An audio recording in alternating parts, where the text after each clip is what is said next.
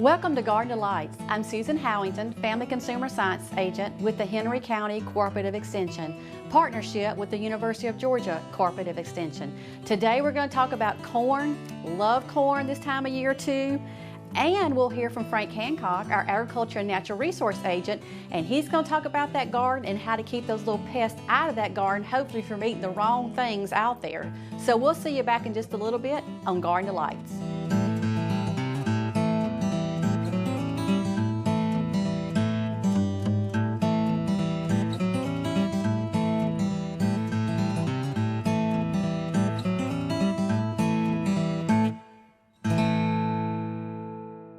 Welcome back to Garden Delights. Today we're going to talk about corn, and I just love corn. I can eat it any way that you can fix it, but I guess my favorite is just good old corn on the cob, and that's what I'm going to kind of use today for our recipe. But as far as picking your corn at the grocery store, or if you can find someone that is growing their own corn that they will give you some, that's even better for me. But when you're looking for corn at the grocery store, you know, you want to make sure that you're look at the silks, make sure they are moist, they have a good dark color. You want good green. You want it to feel when you touch it, it has a moisture feel to it. That's really important because that's going to tell you that corn is going to be good for you to bring home. Now, as far as nutrition goes, corn is still going to give you that good fiber. It's going to have 0 cholesterol, about 59 calories for one medium ear, so that's not a lot of calories. And it also has good vitamin A, vitamin C, B6, folate, potassium. All those are good things about this ear of corn. And so you can see just one medium ear corn is going to be around 57, 59 calories. So that means that I could really eat about 2 ears if I really wanted to. And I know I'm about in 100 calorie range, and I do know that for about a 59 calorie ear of corn, you got to walk about 15 minutes to walk that calorie part off. So I could walk 30 minutes and walk this 2 ears of corn if I wanted to eat it off.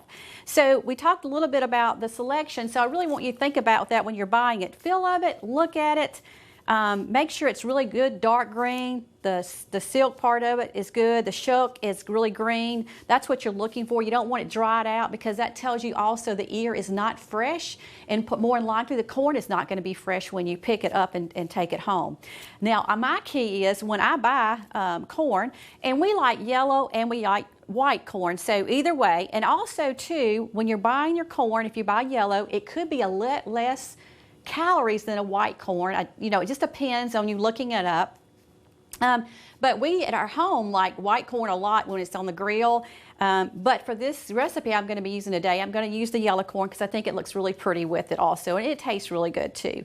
When you're looking for your corn, just make sure you're looking for that. But once you buy that corn and you're getting ready to put it into your bags, and to me, hunt around for that best selection on prices too. This is when corn's going to be in season, so the price is going to be good. They're going to say so many ears for so many dollars. So that's your best bet. So when you're looking at your corn, you need to take it and kind of open it up. And what you're looking for is the moist part of that silk. And you're also open the shuck up for it and see the husk part of it. And you're going to look at that corn and you're going to look at it and you're going to make sure it's all filled out, because you don't want to buy corn that has bugs, or if it has a bug eating on it, or if it's not full as far as when you're buying it. So today, when I do my recipe, I'm going to tell you you can even cook this corn in the shuck. But when you buy your corn, you only have 1 to 2 days in that refrigerator, and that's all you're going to have. So you want to make sure you have decided what you're going to do with that corn once you buy it. And you can freeze corn. It freezes very well. So if you haven't made your mind up in the first 2 days, you need to decide real quick, are you going to cut it off and make cream corn and freeze it, or are you going to freeze it in the cobs? You can do either way, but you got to blanch it. Just decide on that because it's going to be important. Now, just to give you an idea, sometimes for recipes, about a pound of corn is about 2 medium ears, and this is to me like a medium ear. It's not a large one. This is kind of a medium one. So when you're looking for that, you want to make sure that you're looking for that part of it when you're looking for your recipe that you're going to be using, or if you're going to feed a crowd, how many pounds you may need to, just to figure out that part too. And most people, when they eat, they're going to eat maybe 1 ear or 2. And also you can always cut these in half. They make great ways of eating a kernel off of the corn in halves too. So just think about that. So selection is important to remember. 1 to 2 days, that's it that you need to keep in that refrigerator. So just remember, great fiber, great for us to eat. I will tell you this, that if you leave corn in the refrigerator long, it's going to break it down, the sugar, and then you're going to have that carbohydrates that we are all trying to keep away from and eating so much of. So that's the reason why I say get that corn somewhere in that freezer if you're not going to do anything in the first 2 days. When we come back, you're going to hear from Frank. He's going to talk to you about that garden, and I know you're going to look forward to seeing his sunflowers that he's been growing. So we'll see you back in just a little bit on Garden Delights.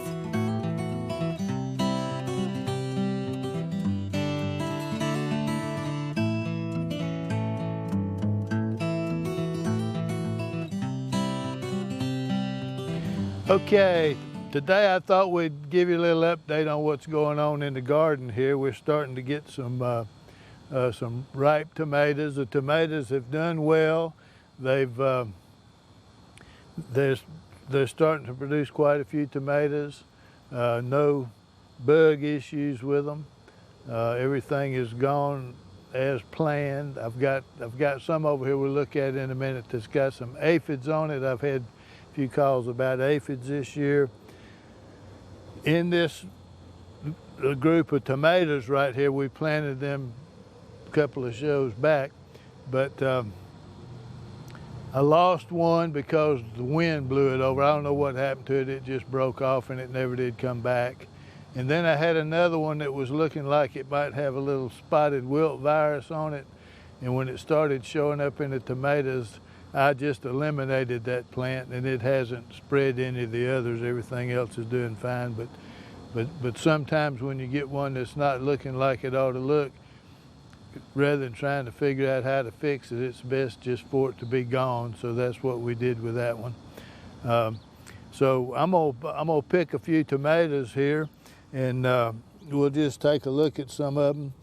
You see just little spots, a little bit of cracking on them, because we have had a lot of rain. So, but that's just normal for the tomatoes. They just do that, and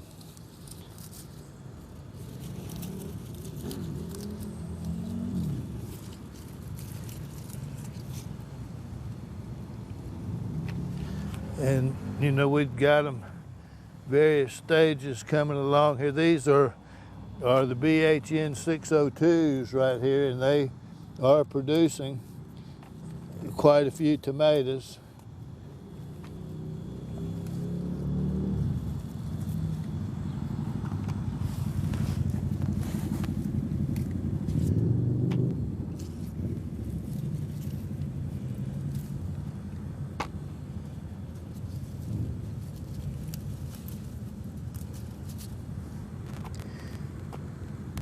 So that's one bucket full. We'll pick the rest of them here in a minute and show you what we get off of here this morning.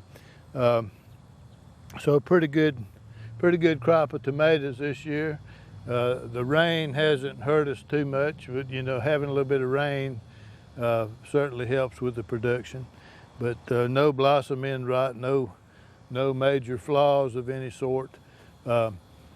And we'll move over here now to these blackberries and see if I can show you a leaf-footed bug or two. Leaf-footed bugs are a big problem in the tomatoes, but I'm happy for them to be on the blackberries and not in the tomatoes. And we're still picking blackberries right out from under them. They're not really damaging the blackberries that much, but as long as they're happy being off of my tomatoes. And then from there, my plan is for them to move from the blackberries to the sunflowers and then on to the sorghum. And then by then I'll be ready to plant a fall crop and we won't be messing with these tomatoes anymore. So let me move over here to the blackberries for just a minute.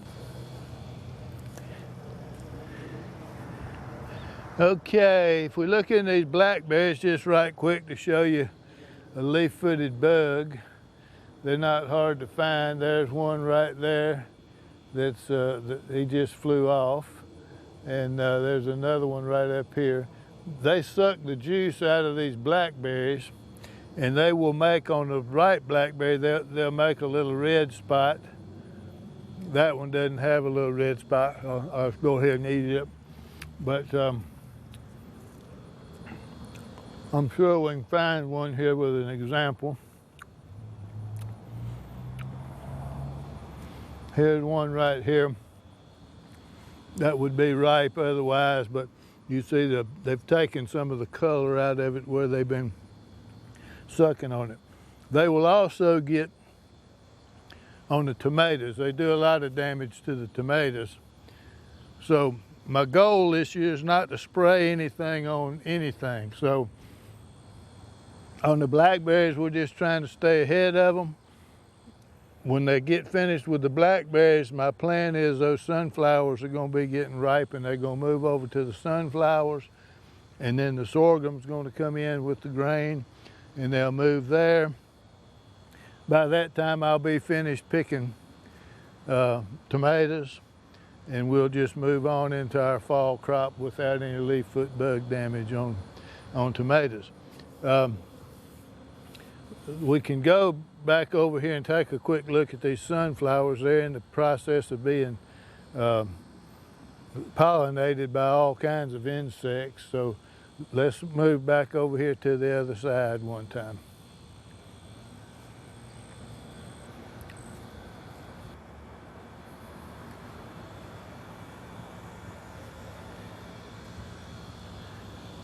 Okay, just to give you a quick look here, we've got sorghum coming along.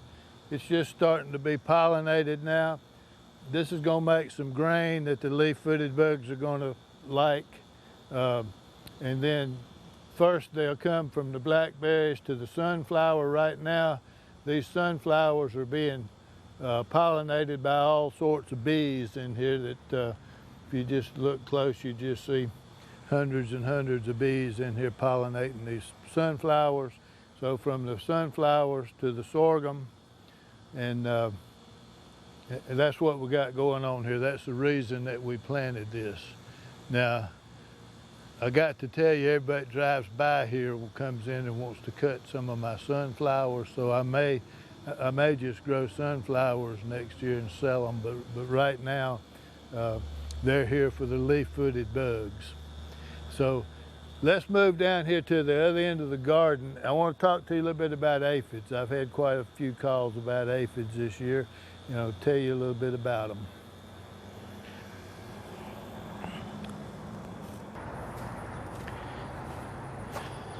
Okay, these tomatoes right here have had some aphids on them. Those we were looking at earlier, they haven't had any problem with aphids, but aphids got on this pretty heavy.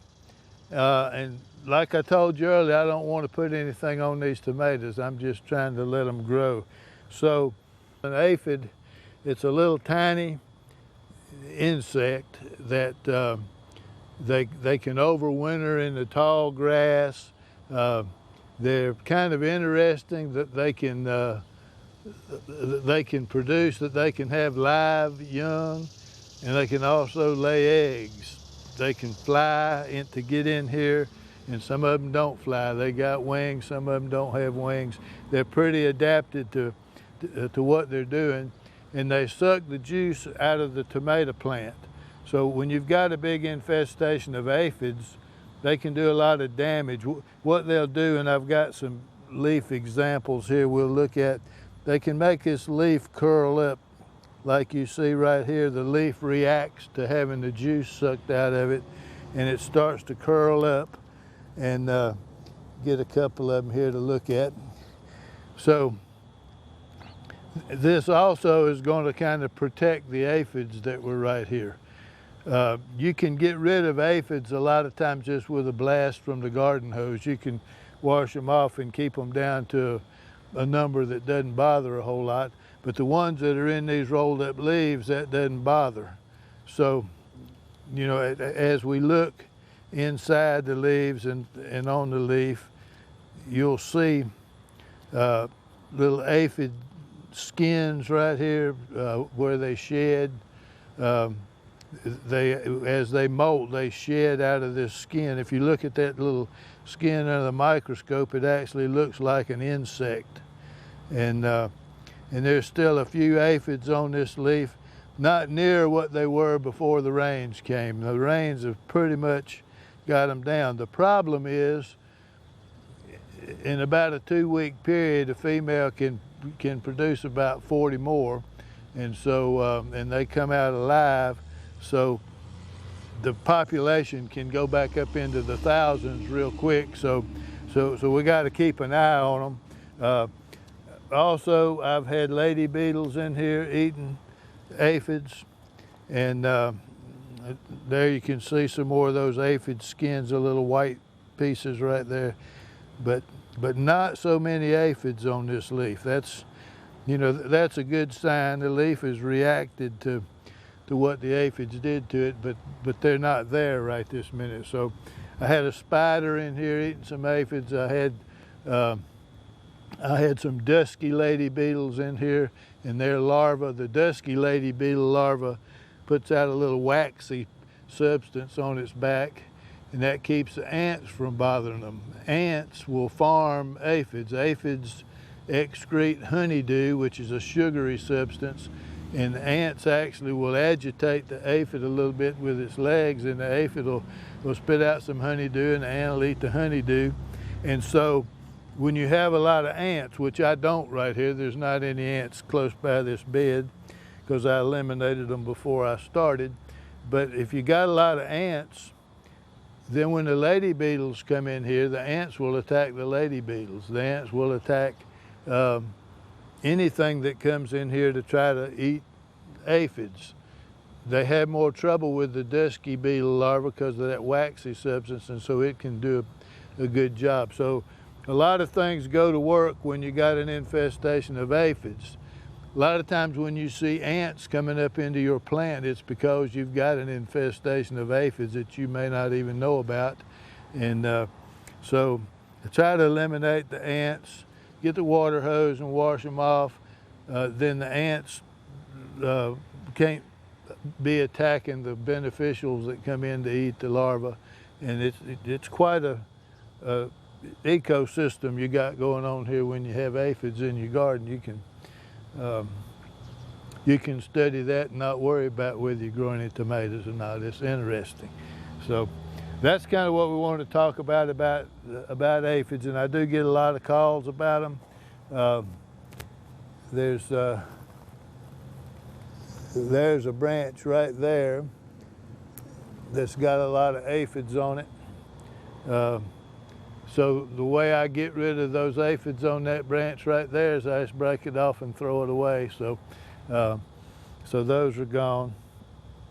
And you just have to watch it and study it. There's a good many aphids on this little branch right here. So they're not gone, but the other day they were just all in here. There was full of aphids, and the rain took care of most of it. So that's what we want to talk about today. Just a little update on what's going on here with the garden. Our okra is starting to produce. It's gotten a little bit tall here, but it's going strong. And we're going to go inside now and see what Susan is fixing.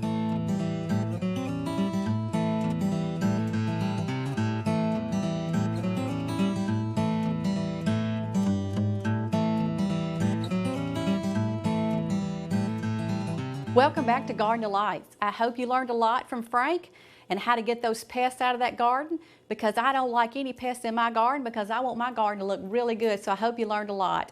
Now we're going to make a grilled corn salsa, and it is going to be tasty. If you could just smell all this together, oh, it smells so good. And when I mix it up, it's going to smell even better and taste really good. So let me tell you how to get ready for the whole recipe. First, you want to take some corn and leave it in the shuck, just like you saw earlier. And you're going to grill this on your grill with the shuck on, and you'll start smelling the corn smell. I'm saying maybe after 15 to 20 minutes, you know, it's going to start cooking. The grill's going to be warm. The outside of it's going to char a little bit on the green part. That's okay. And then you're going to start smelling that corn smell, and you're going to say, it's getting close. So then you're going to bring it in, take it out of the shuck. And once you take it out of the shuck, you're going to place it back on the grill, and what you want to do is get just a little bit of a charred look of the grill on your corn, because it's going to cut off a lot nicer that way too. So what I'm going to tell you about the recipe, you're going to need about 3 ears of corn, and depending on what size, if you have really large ears of corn, then you may only need 2, but if you have the small ones, you're probably going to need 3. So the whole goal is we're going to cut these off, and so I am going to cut this ear off. I have 2 of them already, and this is going to be an easy game for me to try to keep it on this cutting board. And so you just want to cut it off. And if you really wanted to, you could scrape the corn too, but I'm just going to kind of cut it off to get this with the other ears. And the good thing about cooking it on the grill, once you take it out of the shucks, it does get it kind of, I don't want to say dried out, but it does give it to where it's not mushy, and it'll come off the cobs really nicely. So you're just going to keep cutting it off. And I have a piece of plastic, and my little game plan was to keep it as much on that plastic so I could just lift it off, but I don't know how well I'm doing. So you're going to need to do it just like that. Get it off. And I'm just going to take a paper towel and lay my cob on it. And you could scrape it if you want a little bit of the cream part, but I just want to keep it just like this. The good thing about cooking corn in the shuck, as soon as corn is heated up, the good thing is it heats up the silks, and the silk part comes off so nicely off that cob. And so you don't have to worry about how you're going to do it or anything like that, because it really comes off nicely, and you don't have to worry about it being a problem when you get ready to cut it off the ears. Or if you do it that way too, you can pull it off and you can eat it like corn on the cob, and you don't have to worry about if somebody's eating it. You can still eat it the same way. You just don't have to worry about trying to figure out how you're going to get all those silks out. So that's a good thing. Okay, so in the recipe, it is going to tell you that you're going to need about 2 medium-sized tomatoes. And I will say that these tomatoes came out of Frank's garden, which I know you saw today. So you'll take 2 tomatoes and you're going to chop those up. And the corn is going to be the last thing that I put in. You're also going to get about 1/3 a cup of cilantro. So we're going to put that in, and that is chopped up. So I'm going to add that. We're going to put this here for a second. You're going to get about 1/3 cup of red onion, chopped up also. Now let's see if I can stack it better now. Okay, so I got to put a little heat on it too. So this is 1 jalapeno pepper, and you can see this is chopped up pretty fine. So I'm going to put all that in there.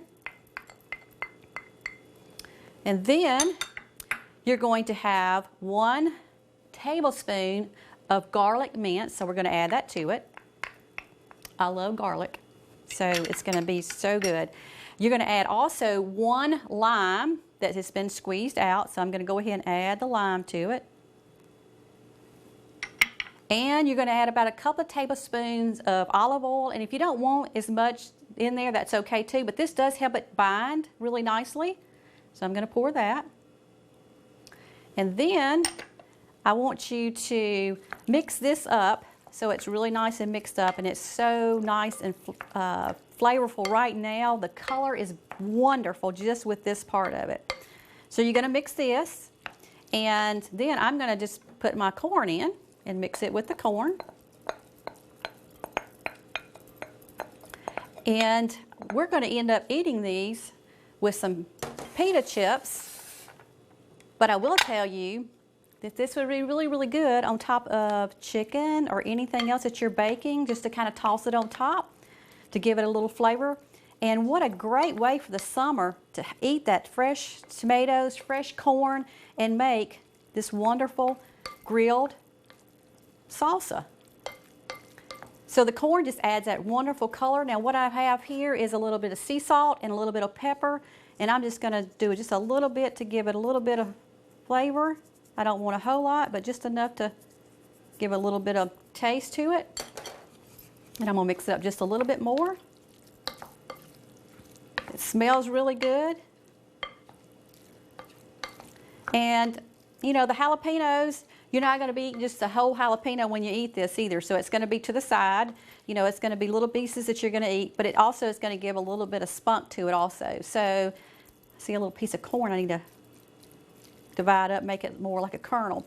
So this is what we call grilled corn salsa. It smells so, so good. I know you're going to like it. We'll see you back, and Frank and I will be tasting this on Garden of Lights.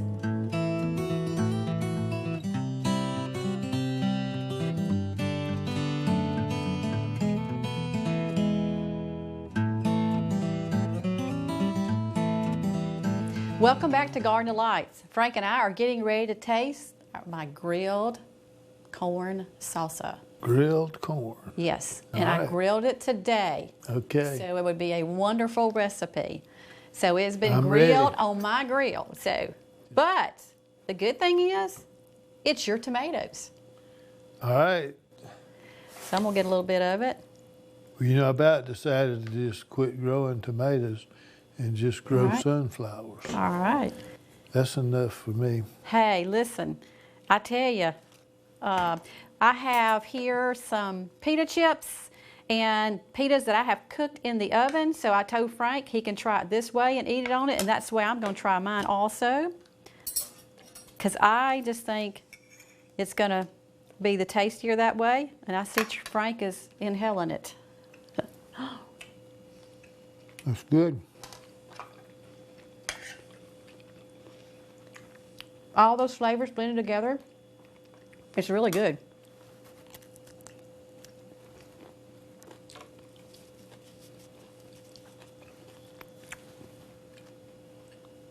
Well, what do you I'll think? have to try another, another cracker. Try to here. see which way you like it the best. Yep. This is really, really tasty. And your tomatoes are really good. The tomatoes are still alive. So they're coming along. Leaf-footed bugs are in the blackberries right now. I know, and they need to come off. They need to go to these wonderful sunflowers you're growing. You know, another thing those sunflowers attract is people. You know, people coming through the garden and they pick a tomato every now and then. Yeah. But now they're attracted to the sunflowers. They're just so pretty. I come up missing sunflowers, but all the tomatoes are still there. So Well, I haven't taken one yet, but you're probably going to miss one before it's all said and done, and it's going to be me taking one. all right. But they are just so pretty, and to me, they go wonderful with that yellow corn for that salsa too, don't they? Just right. Just I right. got to get me another cracker. All right. This is so good, and I know you're going to love it, especially this summer when you're hot and you want to come in and cool off and just eat some salsa for your meal. What a great way to have a fresh tomato, fresh corn, put it all together. Easy, easy recipe. And if you can, go to the website, check that recipe out.